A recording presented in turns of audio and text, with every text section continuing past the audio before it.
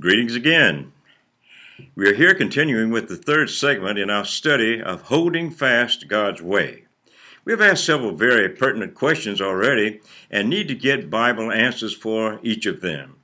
But in this segment, we will review briefly Mr. Herbert Armstrong's ministry to answer the questions, was Herbert W. Armstrong the end-time Elijah? And that's a good question. Now, in Matthew 7, in verse 21, an important principle is stated. You will know them by their fruits. Therefore, we will briefly look at Mr. Armstrong's fruit to determine if he really fulfilled the role of the Elijah. Jesus Christ commissioned Mr. Armstrong with a super task of taking the true gospel into all nations as a witness. Matthew 24:14.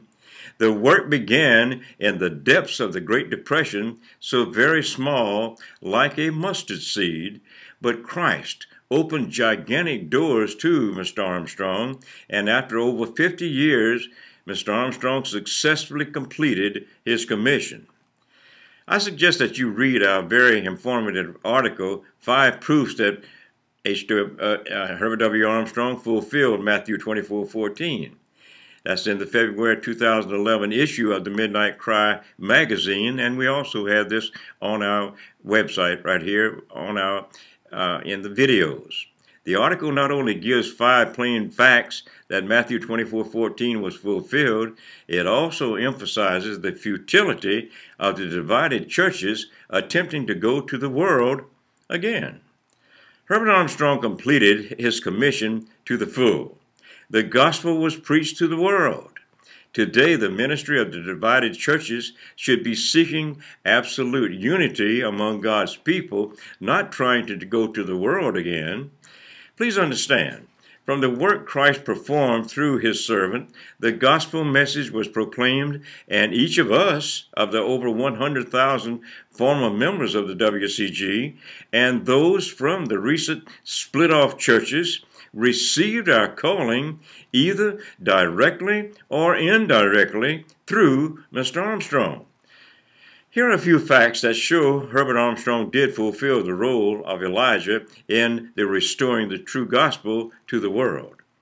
In 1985, The World Tomorrow was aired on radio around the world and over 400 television channels with vast viewing audiences.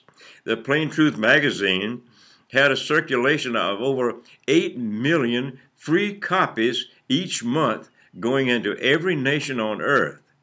Books, booklets, and other literature were being sent out by the millions. Ambassador College in Pasadena, California, was headquarters to the Worldwide Church of God, where over 600 full-time ministers and 1,000 local church elders received training as ministers of Jesus Christ. A Bible correspondence course was available to the 100,000 church members, and also helpful programs for the youth of the church were available there. WCG congregations were established around the world. From a tiny, insignificant beginning to the successful conclusion over 50 years later, this was the work of Jesus Christ. When Mr. Armstrong finished his part in the work, the spiritual temple was completed. Thus, the preaching to the world was over and done. Now the job was to get the church ready, to strive for perfection as the bride of Christ, to be part of the 144,000 first fruits. Here is Matthew 17, verses 10 through 13. It states this. And his disciples asked him, saying, Why then say the scribes that Elijah, must first come? And Jesus answered and said unto them, Elias truly will first come and restore all things. But I say unto you that Elias is already come, and they knew him not, but have done unto him whatsoever they listed. Likewise shall also the Son of Man suffer of them. Then the disciples understood that he spoke unto them of John the Baptist. Now, it is apparent from this verse that John the Baptist was a type of Elijah, but John did not restore anything. Another Elijah was prophesied to come and restore all things. Malachi 4 in verse 5 declares this: "Behold, I will send you Elijah the prophet before the coming of the great and dreadful day of the Lord." And God certainly did that. Mr. Armstrong believed he was chosen for the Elijah work. Thus, he wrote a letter to the church on March the 19th of 1981.